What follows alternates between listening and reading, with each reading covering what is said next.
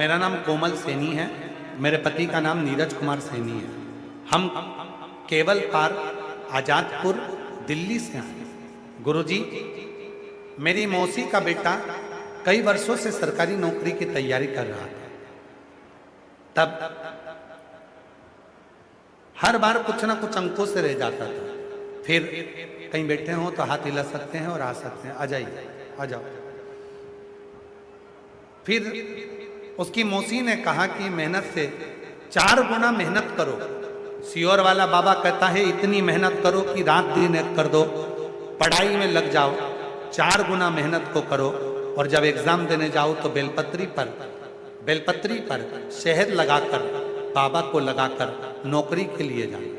उसने ऐसा ही किया और बाबा की कृपा से उसे अब 3 सरकारी नौकरी के ऑफर आए। बाबा ने कृपा कर अब हमारा भाई आज मुंबई में इनकम टैक्स के ऑफिसर के बड़े पद पर नियुक्त हो गया। मैं बाबा को यहाँ प्रणाम करने के लिए आया। गुरुदेव, मेरे पति को हाथ में 10 साल से गांठ थी। कुबरेश्वर महादेव के कंकर शंकर की पूजन कर रुद्राक्ष का जल लगाना प्रारंभ करा। अब बाबा की कृपा से वो ठीक है। अगला पत्र है।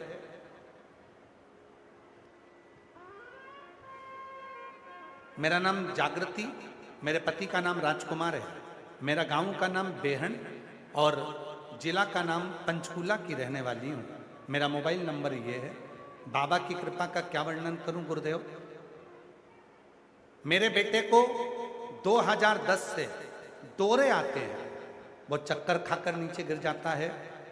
ऐसा कोई डॉक्टर नहीं बचा जिसका हमने इलाज नहीं करवाया, पर उसके दौरे आना बंद नहीं हुए। दौरे 2010 से चालू हैं, वो बंद नहीं हो रहे थे।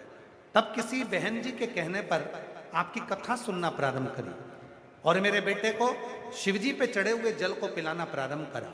आज बाबा की कृपा से शिव ने ऐसी कृपा कर दी कि 5 साल हो गए, 5 साल में एक भी दौरा नहीं आया और बाबा की कृपा से आज वो ठीक है।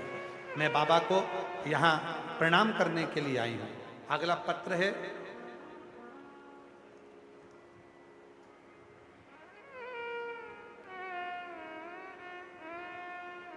मेरा नाम गुरमीत सिंह, मेरे धर्मपत्नी का नाम रजनी है। हमारी शादी को कई साल बीत चुके थे। बाबा, संतान का सुख नहीं था। गुरुदेव, हर तरह से परेशानियों को झेलना पड़ रहा था। फिर किसी ने कहा पंडाल में बैठकर कथा सुनो और वहां पंडाल में बैठकर कथा सुनी और बाबा की कृपा से आज मेरी पत्नी के यहाँ संतान का सुख प्राप्त हुआ। हमने अपनी बेटी का नाम शिवांशी रखा है। मैं बाबा को यहाँ प्रणाम करने के लिए आई हूँ। कहीं बैठे हों तो हाथ हिला सकती हैं। अगला पत्र है गुरुजी। मेरा नाम राखी, पति का नाम अमित पाठक, सहारनपुर के रहने वाली हूँ। हमारा मोबाइल नंबर ये है। भोले बाबा की महिमा का क्या वर्णन करूं। बाबा, मेरी शादी को 12 साल हो गए थे। 12 साल से कोई संतान नहीं थी। बहुत डॉक्टरों को दिखाया पर सब ने मना कर दिया था। सब जगह से इलाज किया लेकिन कोई आराम नहीं हुआ। फिर एक दिन मुझे आपकी कथा के बारे में पता चला और फिर टीवी के सामने 2022 में पंचायत शिव महापुराण की कथा सुनी। बाबा की ऐसी कृपा हुई कि बाबा की कृपा से 2023 में 13 अप्रैल को मेरे घर में पुत्र रत्न की प्राप्ति 12 साल के बाद हुई। गुरुदेव, मेरे देवर सरकारी नौकरी के लिए अप्लाई कर रहे थे पर उनकी सरकारी नौकरी नहीं लग पा रही थी।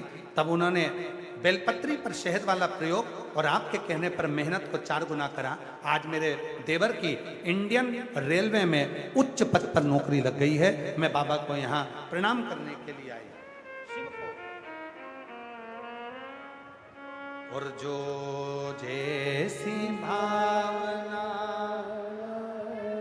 वो वैसा ही फल, नहीं खाली उसे लौट वो मन और कर दिया माला माल काशी वाले, लुटा दिया भंडार काशी। बहन लिखती है, पिंकी चौहान, पति का नाम रोहतास चौहान, गांव बघोली, जिला अंबाला से आई हैं। मोबाइल नंबर मेरा ये है। श्री शिवाय नमस्तुभ्यम। गुरुजी, पशुपति व्रत में मैं क्या वर्णन करूं। सन 2024 में मेरे पति के गले में गठान हो गई थी। पहले हमने गांव में डॉक्टर को दिखाया, उनकी दवाई कोई आराम नहीं हुई। तब हमने फिर उनको एमएच में दिखाया और वहां भी उनको आराम नहीं लगा, गठान बढ़ती चली गई।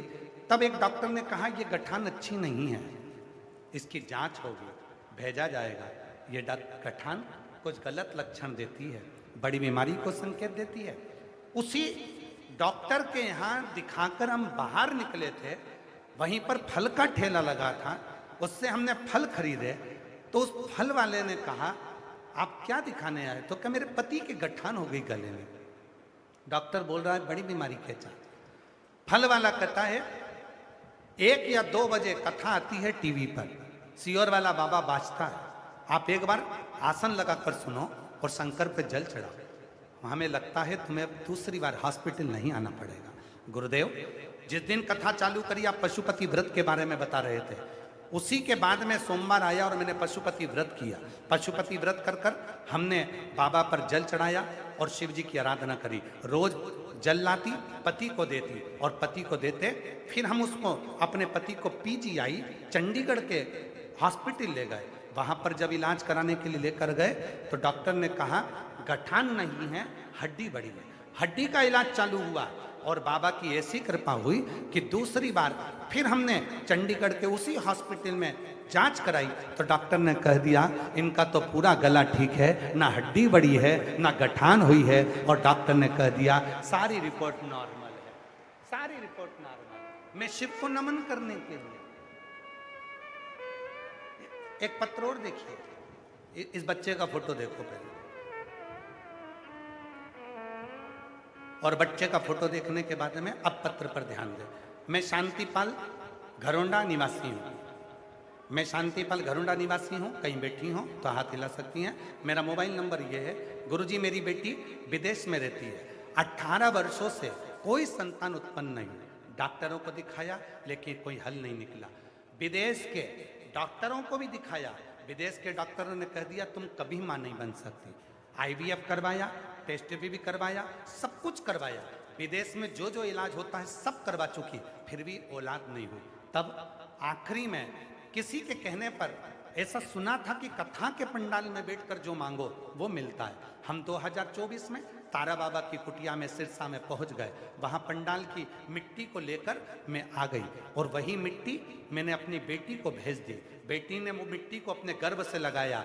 गर्भ लगाने के 3 महीने भी नहीं हुए और बाबा की कृपा से 18 साल बाद वर्ष 2025 में मेरी बेटी के घर में पुत्र रत्न की प्राप्ति 18 साल के बाद। वो कथा पंडाल की मिट्टी में ऐसा क्या हो जाता है? होता कुछ नहीं है, एक ही चीज होती है। जब इतने सारे शिव भक्त आते हैं, प्रेम से श्री शिवाय नमस्तुभ्यम कहते हैं, उनके जप करने से, उनकी साधना से, उनकी आराधना से लोग कहते हैं संत बड़े, लोग कहे साधु बड़ा, लोग कहे सन्यासी बड़ा। शिव पुराण कहती है शंकर की कथा सुनने वाले भक्त बड़े, जो 42 डिग्री टेम्परेचर में भी अपना AC और कमरा छोड़कर, पंखा छोड़कर, कूलर छोड़कर यहाँ भट्टी जैसे तप रहे हैं और कथा का 1 बजे से 4 बजे तक इंतजार करते हैं, रात भर भजन करते हैं। तो वहाँ की मिट्टी साधारण नहीं रहती, वहां की मिट्टी भी चंदन बन जाती है और वो भी फल देने लगती है, वो भी फल देती है। कहीं बैठी हो, घरोंडा से शांतिपाल घरोंडा के निवासी हैं। मेरा मोबाइल नंबर ये है।